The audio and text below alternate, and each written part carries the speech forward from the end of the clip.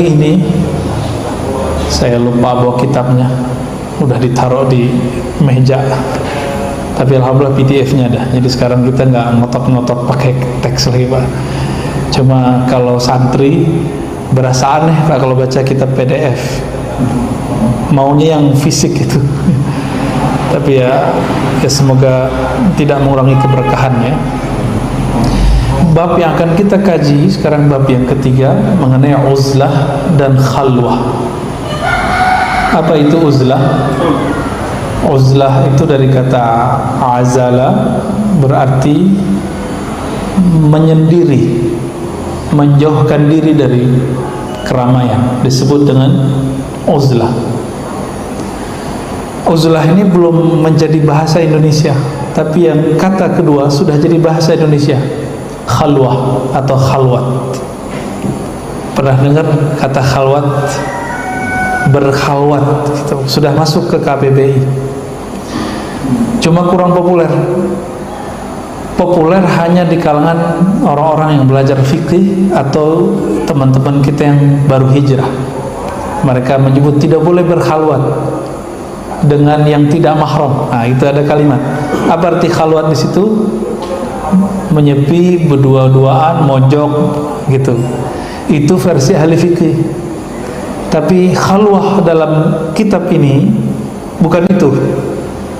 Khalwah di sini artinya bukan menyendiri, menyepi dengan Allah Subhanahu wa ta'ala. Apa kata beliau? Wa huma matlubatani syar'an. Dua hal ini, beruzlah, menyendiri, dan menyepi, itu matlubatani syar'an, itu dituntut, diperintahkan dalam syariat. Jadi ini bukan produknya Hindu Buddha, bukan produk agama apapun, bukan. Itu emang perintah dari Allah Subhanahu wa ta'ala. Bahkan Nabi Muhammad SAW, beliau sebelum mendeklarasikan dirinya sebagai Rasul, kan beliau sudah jadi Nabi. Apa amal yang beliau suka? Beruzlah. Khalwat belum, khalwat nanti. Itu beruzlah. Di mana beliau beruzlah? Gua Hira. Kita tahu semua ya. Nah, apa penyebabnya? Ini yang kita belum eksplorasi. Ternyata ketika kita buka Sahih Bukhari,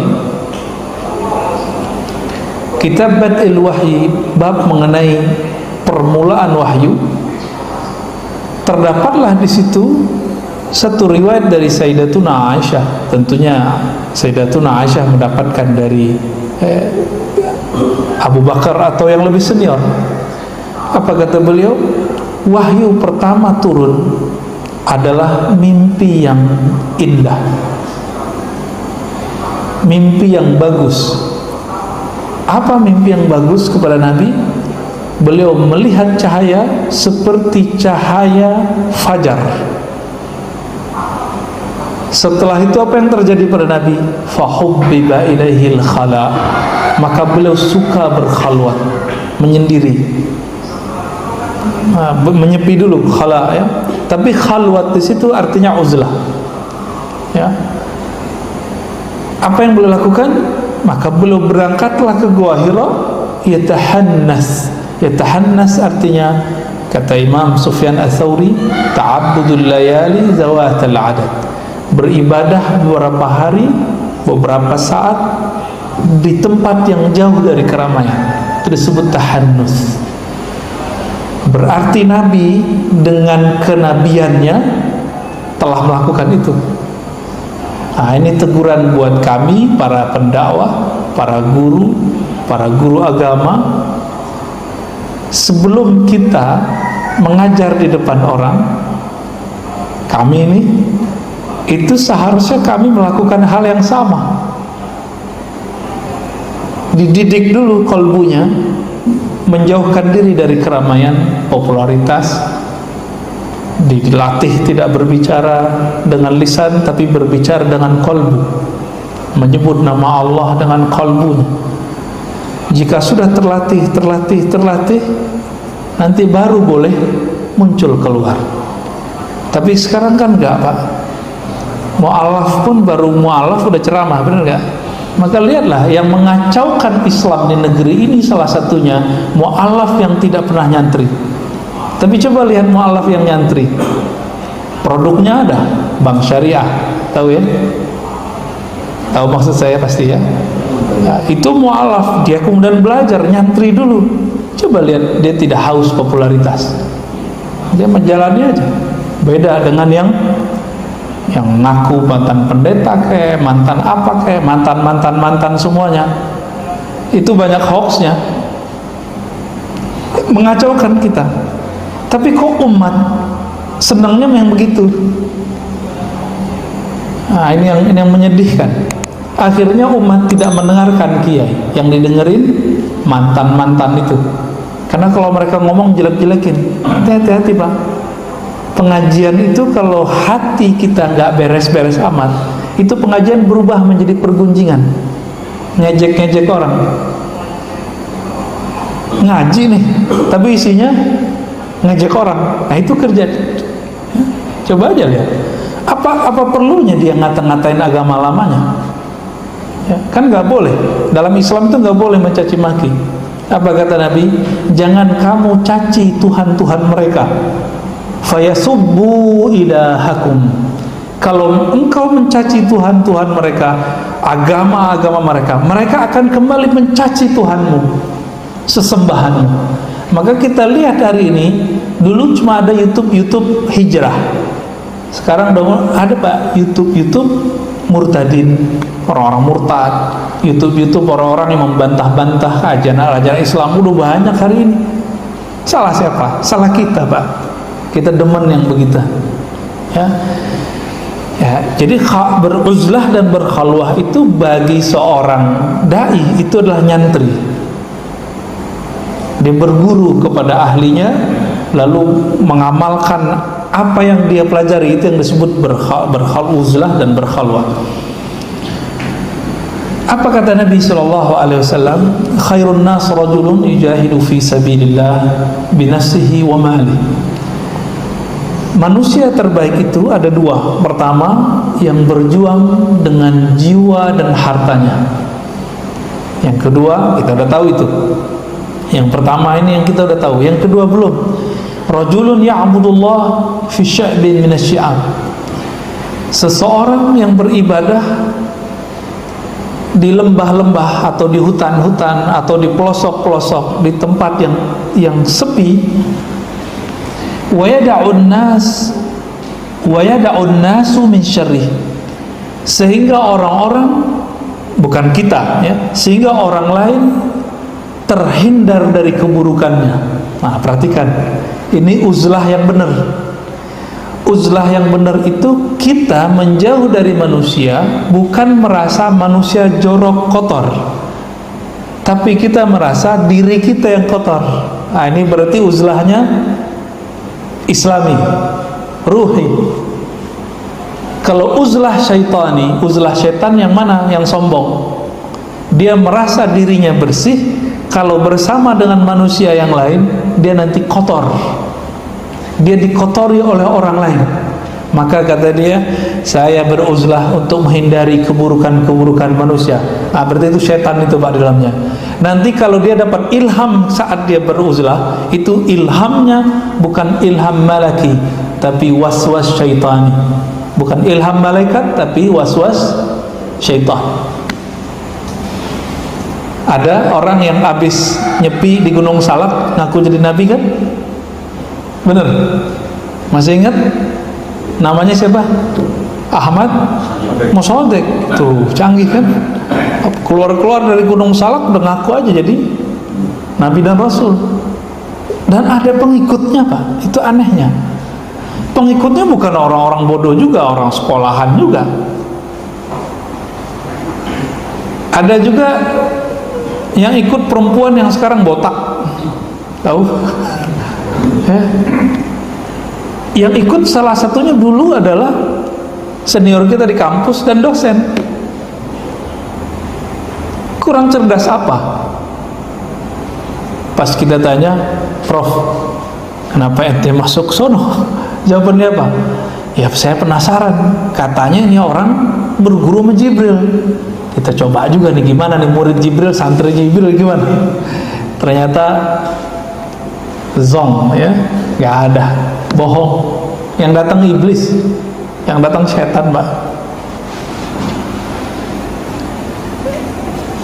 Oleh karena itu dikatakan dalam kitab ini, waqala ahlul haqiqah al-khalwatu sifatu ahli saffah, sifatu ahli saffah. Berkhalwat itu, menyepi sendiri, itu adalah sifatnya orang-orang yang hatinya bening. Sedangkan beruzlah, menyendiri, menjauh dari manusia, min amaratil uslah, adalah tanda-tanda kita akan usul sampai ke hadirat Allah Subhanahu wa ta'ala. Tapi uzlah itu ada dua, ada uzlah awam, ada uzlah khasah. Uzlah awam, benar-benar fisik kita pergi, Pak. Kita nggak gabung dengan orang karena khawatir kita bisa merusak orang awam. Itu uzlah awam. Ini yang benar. Yang nggak benar tadi yang mana? Yang dia merasa manusia rusak.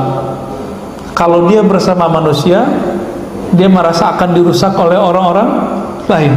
Nah, ini orang nih, ini setannya yang dalamnya nih, Pak, yang membisikkan kepadanya setan.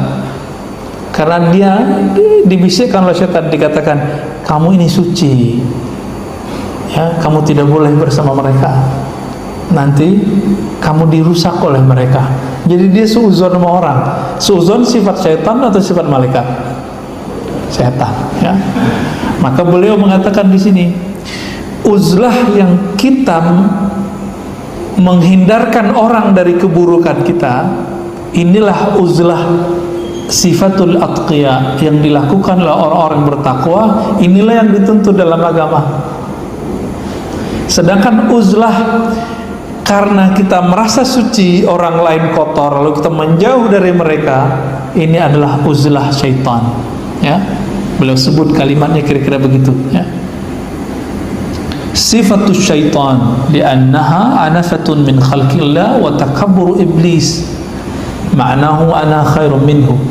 Karena itu adalah sifat dari syaitan yang dulu mbahnya syaitan bernama iblis itu mengatakan ana khairum minhu, aku lebih baik daripada si Adam. Yang ngomong begitu siapa? Iblis. Nama aslinya Azazil, dan itu disebutkan dalam tafsir-tafsir yang sahih.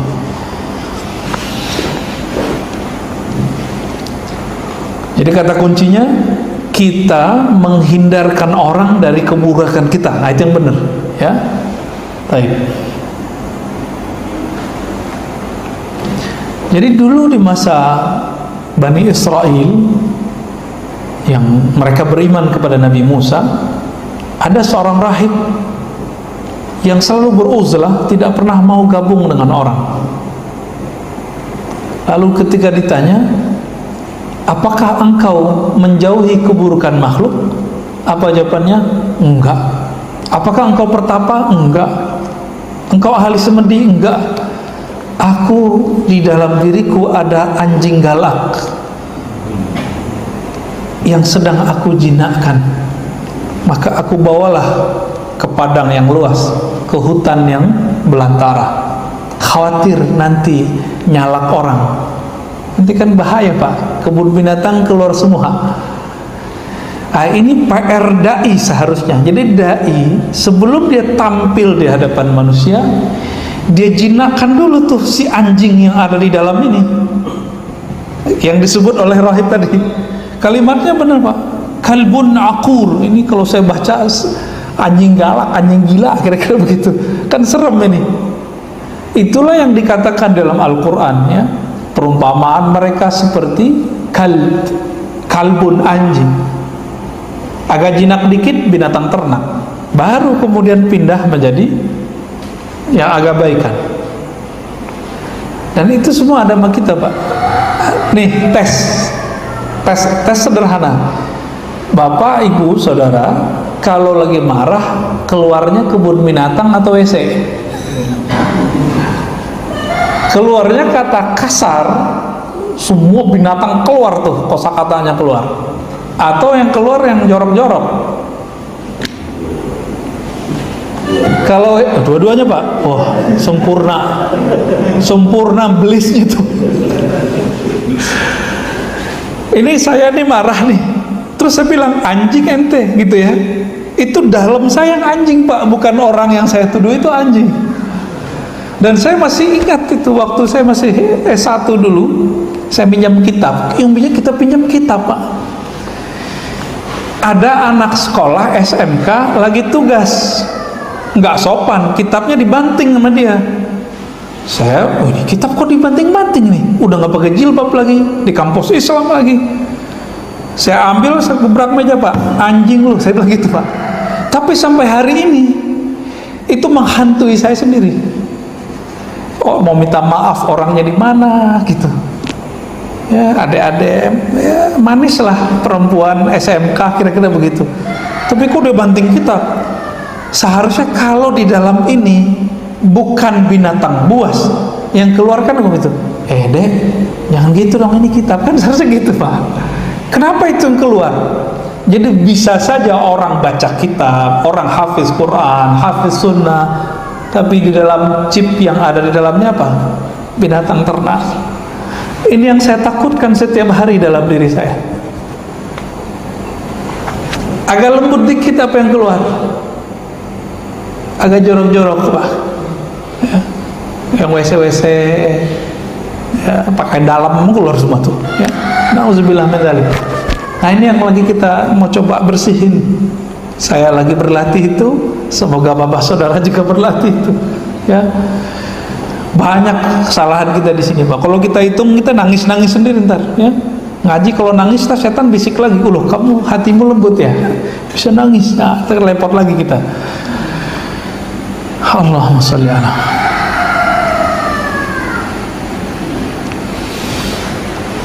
Nah, uzlah yang kedua, uzlah yang sudah level wali,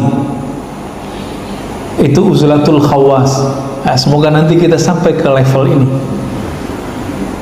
Apa kata beliau? Menanggalkan, membuang sifat-sifat dua tadi, kebinatangan, baik binatang buas ataupun binatang ternak, bahkan sifat syaitan yaitu menipu dan sombong, berangkat naik kepada sifat malakiyah, sifat malaikat. Apa itu sifat malaikat? Lawan dari yang tiga tadi. Binatang buas kasar, maka di sini lembut. Binatang buas ambisinya besar, di sini tidak, ini zuhud. Binatang buas emosinya gede, di sini emosinya terkendali. Nah, ini yang lagi kita latih ya. Binatang ternak nafsunya besar, di sini dilatih, dikontrol. Kalau setan suka sombong, di sini muncullah ketawaduan. Suka nipu orang, di sini bersikap jujur. Itu dia. Latihannya begitu. Orang yang melakukan ini, meskipun dia tidak masuk ke hutan-hutan, meskipun dia tidak meninggalkan hidupnya dengan manusia, orang ini sudah disebut beruzlah. Uzlahnya yang khaslah, uzlahnya para wali. Walaupun belum jadi wali nih, tapi sudah berlatih. Nah, semoga kajian-kajian kita sudah mengarah ke sana ya. Karena zaman sekarang kalau saya bilang, Bapak nginep ya di ribat saya 40 hari, pasti nggak mau. Ya. Pasti nggak mau. Wah, anak istri saya gimana? Ya pasti gitu. Saya juga mikir gitu. Maka bertahap kita coba berlatih. Kalau sempat Senin Kamis kita puasa. Kalau nggak sempat 3 hari sebulan. Itu. Ya. Nggak sempat bangun sepertiga malam terakhir. Sepikiran terakhir kan kira-kira 2 jaman setengah. Ya udah setengah jam deh. Yang penting bangun di akhir malam. Gitu. Ada bangunnya. Nggak sempat zikir duduk setiap pagi sampai syuruk, ya udah sekali sepekan deh atau Sabtu Minggu gitu.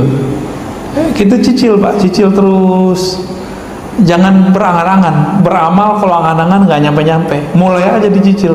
Sama Bapak kalau pengen pergi umroh, mulai nabung. Orang berduit, kalau dia nggak mulai nyisihin duitnya, kalah sama yang kredit. Ya. Nah, pada tataran ini muncullah seperti guru Imam Qushairi, namanya Abu Ali Ad-Daqqaq. Apa kata beliau? Ilbas ma'an nas ma yalbisun. Udah, kamu gak usah menyendiri, gak usah menyepi jauh-jauh. Terus gimana? Pakailah yang mereka pakai, belilah yang mereka beli. Mereka beli rumah. Mereka pakai mobil, kita pakai mobil. Pakai motor, kita pakai motor.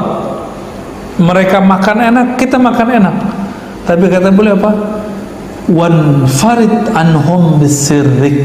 Tapi kamu harus mempunyai rahasia dengan kalbumu bahwa engkau merasa dipandang oleh Allah Subhanahu wa ta'ala. Bisa baca gini. Kalau nggak perlu berlatih. Nabi udah terjaga sirnya, tapi 10 hari terakhir masih itikaf nggak? Masih. Nabi itikaf pindah tempat tidur atau gimana, Pak? Kita kalau itikaf sekarang pindah tempat tidur. Ngobrol, kalau dulu ngobrolnya apa? Sekarang ngobrol juga. Udah berapa nih tempat itikaf saya lihat? Sama persis. Yang paling menggenaskan apa? Dan menggemaskan apa? Ustadz yang ngisi kajian itikaf nggak itikaf. Dia pindah-pindah tiap malam, ya. Malam ini di sini. Alasannya apa? Saya pakai itikaf fikih. Di fikih kita nginep 1 jam saja di masjid, itu itikaf. Itu itikaf fikih. Itikaf Ramadan bukan itu. Itikaf Ramadan tanggalkan itu semua. Kalau mau ekstrim lagi, kayak Nabi di Gua Hira.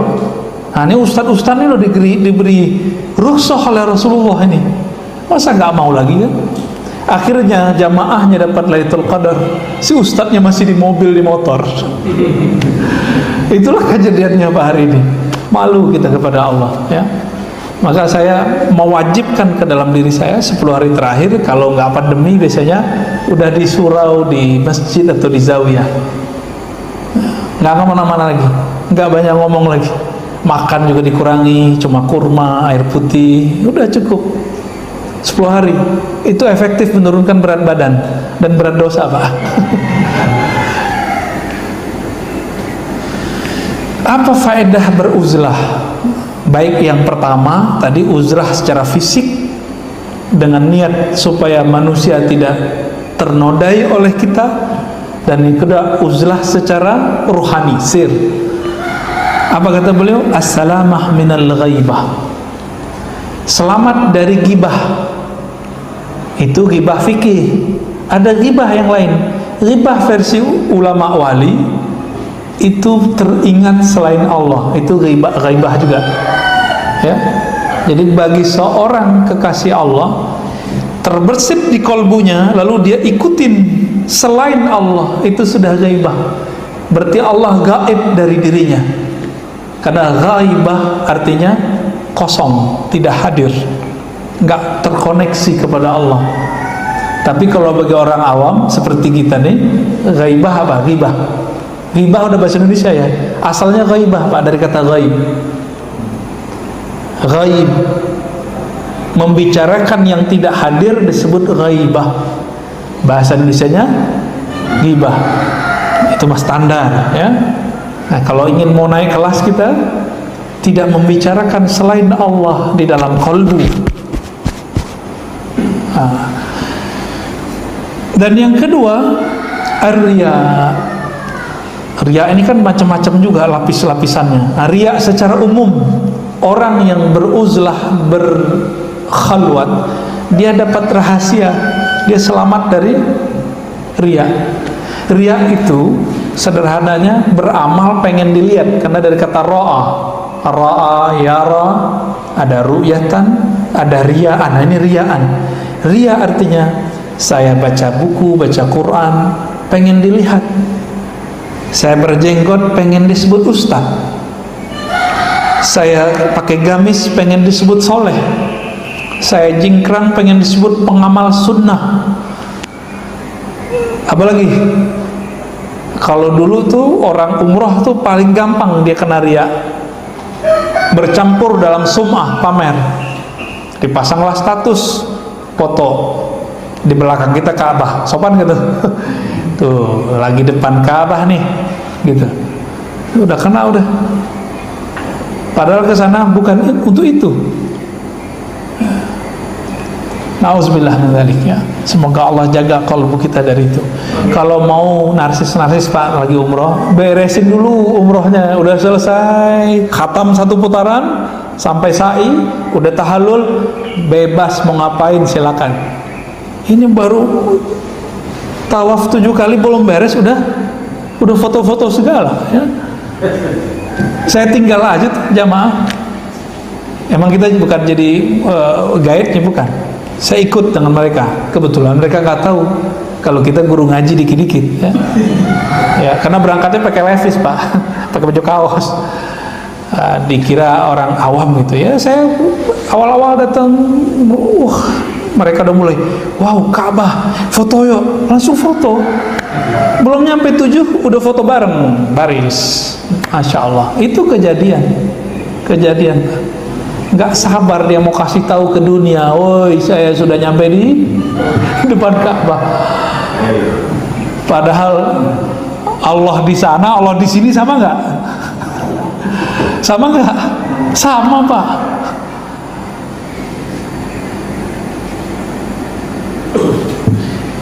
Itu riya paling ringan, pengen dipuji, pengen dilihat. Dan sekarang riya itu gampang karena lewat sosmed.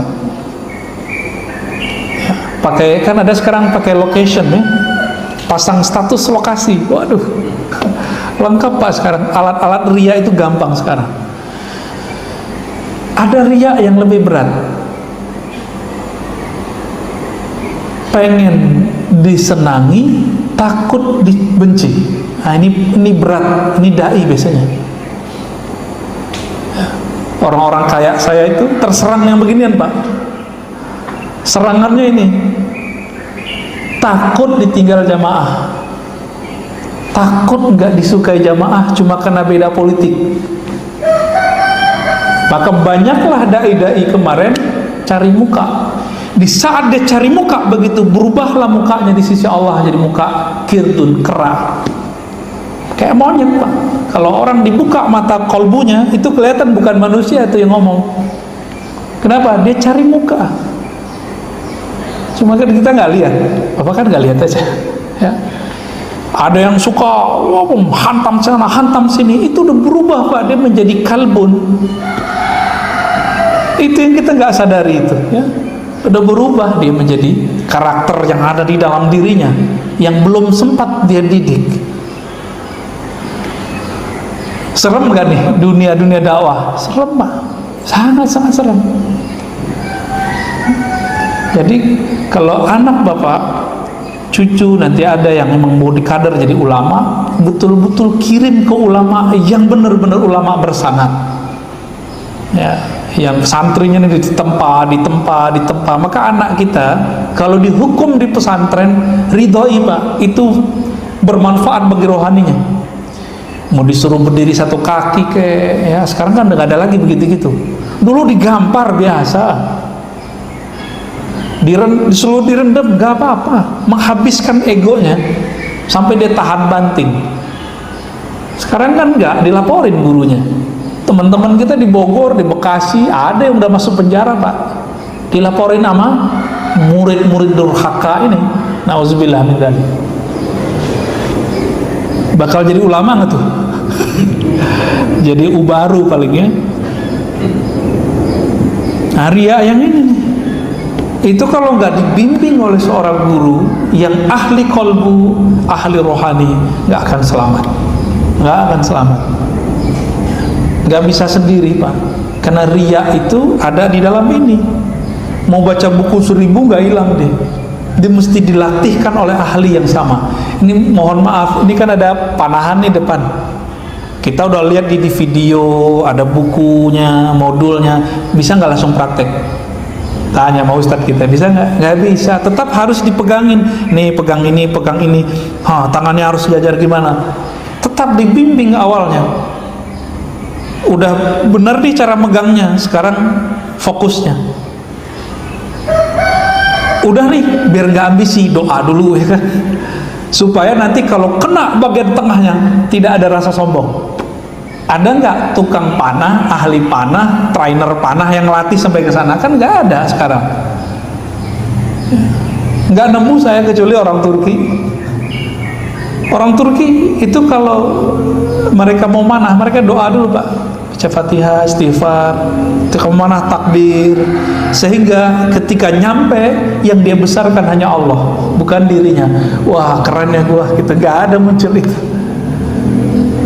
Latihan kuda, ya, saya suka Pak, walaupun belum lancar-lancar amat naik kuda tuh, ya, enak di badan. Tapi kalau ada perasaan tadi, nggak berzikir ketika main, ketika kita berlatih, ada perasaan, wah gue mau bentar doang udah bisa, yang lain sebulan belum bisa begini, ada perasaan begitu. Apalagi ngurusin umat, ya, ngurusin umat, kalau nggak ada latihan begini, nanti dia akan mengikuti selera umat, bukan umat mengikuti selera ulama. Itulah kejadian. Lihat aja Pak, nanti kejadian begitu lagi 2024 ya, 2025 ya, pemilu ntar begitu lagi, ntar coba aja lihat. Semoga kita terjaga ya. Saya takut akan berubah itu, karena hanya Allah yang merubah kolbu. Nggak ada jaminan nih saya benar terus, nggak ada. Apalagi kita semua nih ya, sama semua ya.